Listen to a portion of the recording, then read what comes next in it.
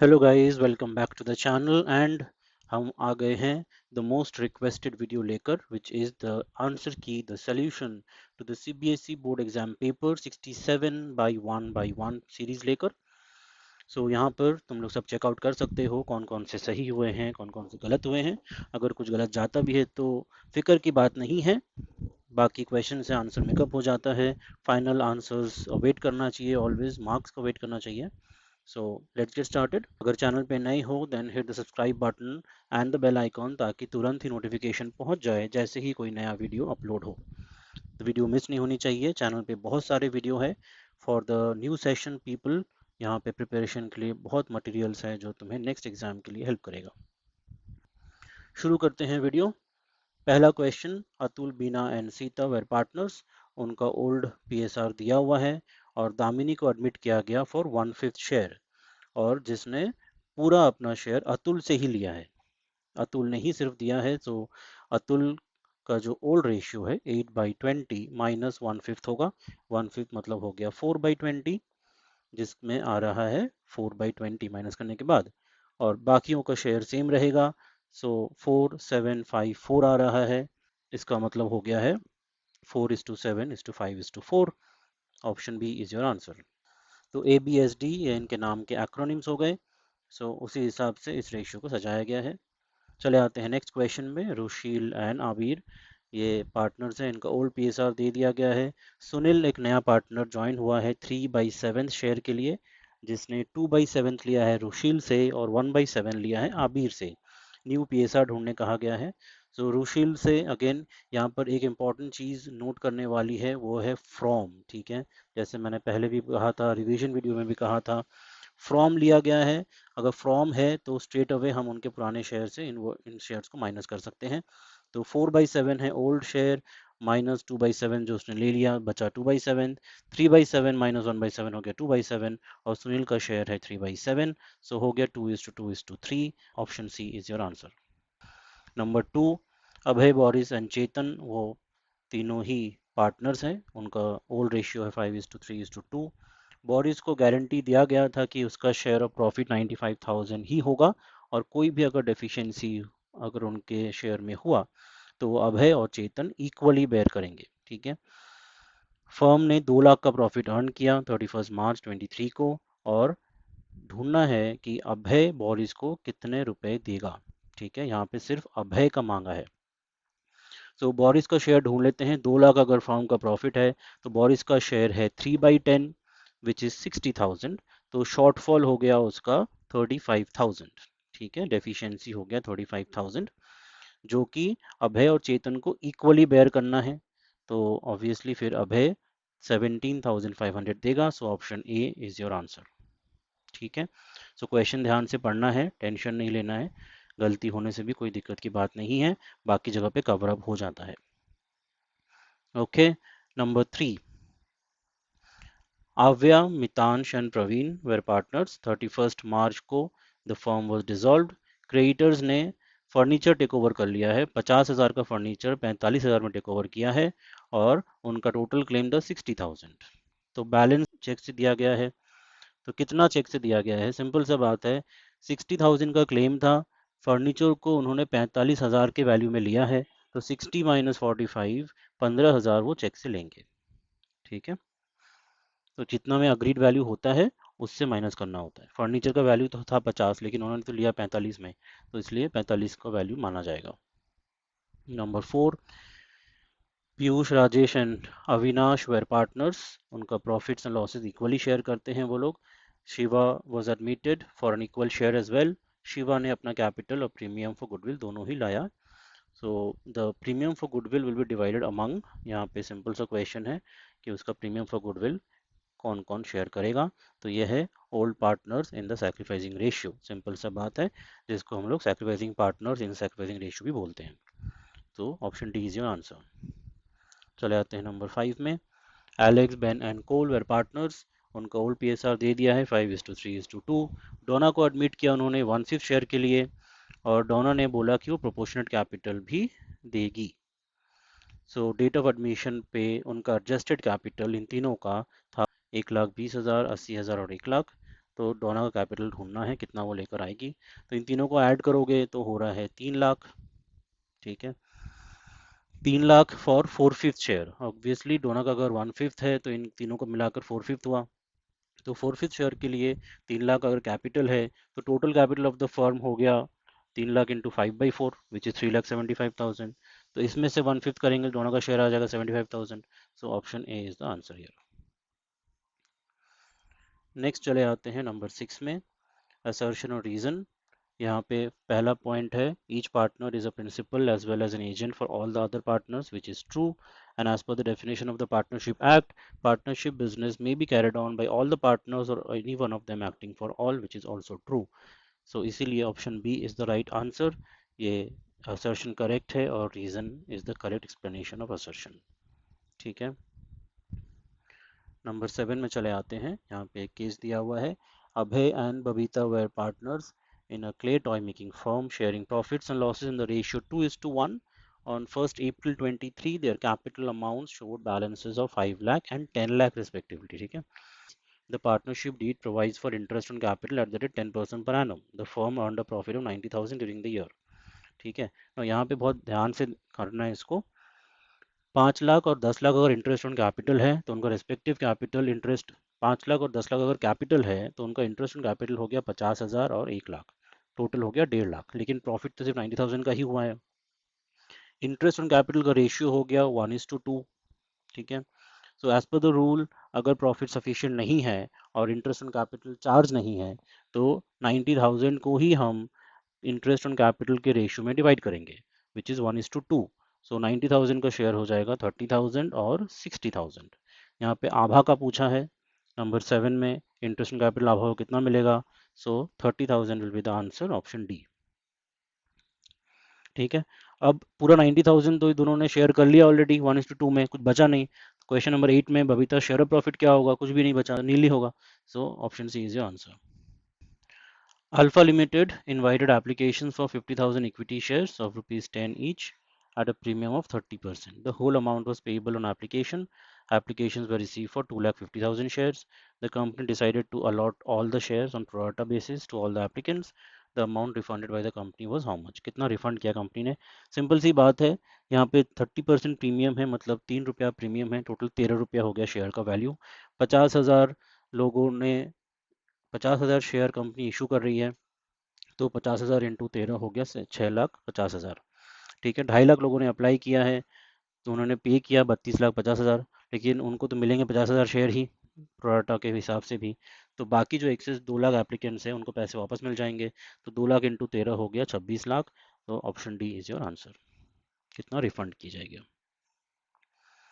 Next चले आते हैं नंबर 10 पे, reserve capital is that part of dash capital which cannot be called excerpt at the time of winding up of the company. ये uncalled capital है। Uncalled capital का वो part जो company call करेगी सिर्फ जब कंपनी वाइंड अप हो रही है, तब उसको रिजर्व कैपिटल कहा जाता है। ठीक है, यहाँ पे कंफ्यूज नहीं होना है। Number 11, Zeno Limited issued 25,000 equity shares of rupees 10 each. Amount was payable as follows: application पे 4, allotment पे 5 और first and final call पे फिर 1 रुपया हो गया। ठीक है, all the shares were applied for and allotted. All the money due on allotment was received except on 1,500 shares. So 1,500 share पे allotment money नहीं मिला है। Okay, these shares were forfeited immediately after allotment. First and final call was not yet made. At the time of forfeiture, share capital will be debited by how much? Now ध्यान रखना, ये बार बार मैंने कहा है अपने वीडियोस में, share capital account debit कितना से होता है, जितना ने कंपनी ने कॉल अप कर लिया है। यहाँ पे फर्स्ट एंड फाइनल कॉल नहीं किया गया जो कि 1 रुपया का है। शेयर अलॉटमेंट तक कॉल हो चुकी है, दैट मीन्स 9 रुपये कॉल्ड अप हो चुके हैं। सो 9 रुपये into 1,500, so 13,500 is the answer. ठीक है, सिंपल सी बात है एकदम। नंबर 12 में चले आते हैं, irredeemable debentures are also known as perpetual debenture, ये करेक्ट है। The company does not give any undertaking for all the repayment of money borrowed by issuing such debentures, correct. They are repayable on the winding up of the company or on the expiry of a long period, this is also correct। ठीक है, तो यहाँ पर option A is your answer, both are correct and R is the correct explanation of A। Money received in advance from shareholders before it is actually called up by the director is credited to calls in advance account। ये पैसे पहले ही company को मिल गए हैं तो इसको calls in advance में credit करते हैं। ठीक है, सिंपल सा हिसाब है। नेक्स्ट वाले में number B 13B, an offer of securities or invitation to subscribe securities to a select group of persons is termed as private placement of shares. Okay. 14A, a share of rupees 100 on which 80 is received is forfeited for non-payment of final call of 20 rupees. The minimum price at which this share can be reissued. Simple सा बात है, 80 रुपये forfeit कर लिए हैं company ने, तो 80 रुपये का मैक्सिमम डिस्काउंट दे सकती है नेक्स्ट टाइम, तो मिनिमम प्राइस 20 रुपये में कंपनी शेयर को रीइशू कर सकती है। तो option D is your answer. Number B, Shiv Limited forfeited 500 shares of rupees 10 each on which 7 per share was paid. 7 रुपए मिल चुके हैं। These shares were reissued for 9 rupees per share fully paid. तो 1 रुपए का डिस्काउंट गया, मतलब 6 रुपए का प्रॉफिट हुआ पर शेयर पे। ठीक है, so how much amount will be transfer to capital reserve? 6 रुपए पर शेयर का प्रॉफिट इंटू 500 शेयर, तो 3000 रुपए चले गए कैपिटल रिजर्व में। Option A is your answer. 15 में चले आते हैं। Dan, Elf and Farhan were partners in a firm sharing profits in the ratio of 5:3:2. With effect from 1st April 2023, they decided to change their PSR to 2:3:5. There existed a general reserve of 90,000 on the date of change in PSR. The partner decided not to distribute the general reserve. General reserve to distribute नहीं किया जाता है, तब जो gaining partner है वो sacrificing partner को compensate करेगा। सिंपल सा बात है। यहाँ पे गेनिंग पार्टनर कौन है देख लेते हैं। डैन को देखो, डैन का शेयर था 5/10 और उसका शेयर हो गया 2/10, तो उसने लूज किया है। फरहान का शेयर था 2/10, उसने गेन कर लिया 5/10, तो वो गेनिंग पार्टनर है। एल्फ का कोई चेंज नहीं है। Okay, so in that case Dan को पैसे मिलेंगे, डैन कैपिटल अकाउंट क्रेडिट होगा और फरहान कैपिटल अकाउंट डेबिट होगा। कितने से होगा? सिंपल माइनस करो, तो 3/10 इज द गेन और सैक्रिफाइस, तो 3/10 ऑफ 90,000 जो कि बनता है 27,000। So option C is your answer. Farhan's capital account debit to Dan's capital account 27,000। ठीक है, चले आते हैं नेक्स्ट वाले में। CR, Tom and Vidhi were partners in a firm sharing profits in the ratio 3:2:1. With effect from 1st April, they decided to share profits and losses in the ratio 1:2:3. There existed a debit balance of 60,000 in the profit and loss account on that date. The necessary journal entry will be how much? तो यहाँ पे simple सा बात है, यहाँ पे distribution का कुछ बोला नहीं है। तो डेबिट बैलेंस जो प्रॉफिट एंड लॉस अकाउंट का है, that is distributed among the old partners in the old ratio. So यहाँ पे CR, टॉम एंड विधि के बीच में 3:2:1 रेशियो में ही डिस्ट्रीब्यूट हो जाएगा, और ये डेबिट बैलेंस है तो क्रेडिट हो जाएगा, तो option A is your answer. ठीक है, नेक्स्ट चले आते हैं 16 में। Anju, Divya and Bobby were partners in a firm sharing profits and losses in the ratio 3:2:1. Bobby retired. The new PSR between Anju and Divya after Bobby's retirement was 5:3. The gaining ratio of the remaining partners. Simple सा बात है, यहाँ पे new ratio minus old ratio करोगे and you will get the answer. Calculation सही से करना, it should come to number C 3:1.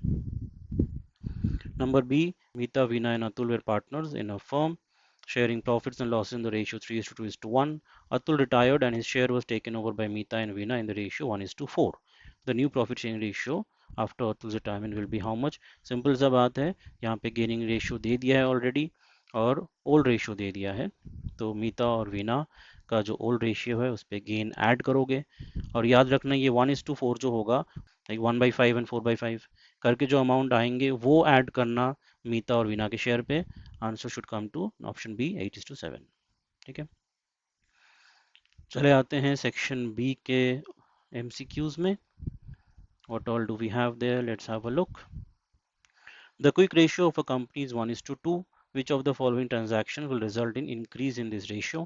Increase बोला है तो याद रखना न्यूमरेटर अगर बढ़ेगा तो ये रेशियो तुम्हारा बढ़ेगा, और अगर डिनोमिनेटर बढ़ेगा तो रेशियो घटेगा। ठीक है, सिंपल सा बात है। नंबर ए देख लेते हैं, cash receive from debtors. Debtor से कैश मिल रहा है, कैश बढ़ रहा है, डेटर्स घट रहा है, तो नो इम्पैक्ट। ठीक है, नंबर बी में सोल्ड गुड्स ऑन क्रेडिट, तो हमारा यहाँ पर स्टॉक घटा, ठीक है, और डेटर्स बढ़ा, तो स्टॉक क्विक रेशियो का पार्ट नहीं है, तो that will not impact quick ratio. But मेरा डेटर्स बढ़ गया, मतलब मेरा न्यूमरेटर्स बढ़ गया, न्यूमरेटर अगर बढ़ गया तो मेरा रेशियो ओवरऑल बढ़ गया है, तो दिस इज द आंसर। बाकी दोनों में भी देखो, परचेज गुड्स ऑन क्रेडिट, तुम्हारा स्टॉक यहाँ पर बढ़ा है लेकिन वो तो पार्ट है ही नहीं क्विक रेशियो का, और तुम्हारा क्रेडिटर्स बढ़ गया, डिनोमिनेटर बढ़ गया, तो उससे भी फर्क नहीं पड़ेगा क्योंकि वो घटा दे रहा है रेशियो को। Purchase goods on cash, stock तुम्हारा बड़ा है जो आएगा ही नहीं, और कैश तुम्हारा घट गया तो न्यूमेटर घट गया, इससे भी बढ़ेगा नहीं, तो option B is your answer, sold goods on credit. Number 28, identify which of the following transaction will result in cash inflow from operating activities. Payment to creditors inflow नहीं outflow है. Interest received by a non-finance company ये operating नहीं है, finance होता तो operating होता. Dividend received by a non-finance company हमेशा ही financing होता है. Amount received from debtors यही होगा यहाँ पे operating inflow. ठीक है, option D is your answer. 29th, analysis of financial statements is useful and significant to different users. Which of the following user is particularly interested in the firm's ability to meet their claims over a very short period of time? तो very short period में अगर देखा जाए तो trade payables ही interested रहेंगे, suppliers देखना चाहेंगे कि कंपनी कितना जल्दी अपना ड्यूज पे कर पा रही है, 2 महीनों में 3 महीनों में उधार में उनको सप्लाई कर सकते हैं कि नहीं, तो it should be option B as your answer. और नेक्स्ट देख लेते हैं, dash ratios are calculated determine the ability of the business to service its debts in the long run. ये सॉल्वेंसी रेशियो ही है, कंपनी कितना आराम से और कितना आसानी से अपना डेट को पे कर सकती है। ठीक है, सॉल्वेंसी रेशियो से पता चल जाएगा कि कंपनी कितनी सॉल्वेंट है। चले आते हैं नंबर 30 में, transaction of acquisition machinery bye issue of equity shares. अगर मशीनरी खरीद रहे हो इक्विटी शेयर इशू कर तो एक हाथ से मशीनरी आ रहा है, एक हाथ से इक्विटी शेयर जा रहा है, ठीक है, नया शेयर इशू हो रहा है, तो यहाँ पे तो कैश का इन्वॉल्वमेंट ही नहीं है, तो this should be answer D, no cash flow. ठीक है, बी में चले आते हैं, the transaction capital gains tax paid on sale of fixed assets. ये फिक्स्ड एसेट के रिलेटेड है, परचेज और सेल के रिलेटेड है, कैपिटल गेन्स टैक्स हुआ है, कैपिटल गेन्स टैक्स, तो this should be investing activity only. ठीक है, तो ये सारे हो गए एमसीक्यूज। कुछ भी अगर क्वेश्चंस है, डाउट से बताओ मेरे को कमेंट सेक्शन में, I will help you out. दोस्तों के संग भी शेयर कर दो ताकि वो लोग भी अपना आंसर्स चेक कर पाए। ठीक है, ताकि कितने सही हुए कितने गलत हुए। गलत से घबराना नहीं है, बाकी जगह पे मेकअप हो जाएगा। ठीक है, सो कोई टेंशन की बात नहीं है, जस्ट चेक कर लो। स्टे ट्यून, और भी सॉल्यूशन आने वाले हैं। Thanks for watching.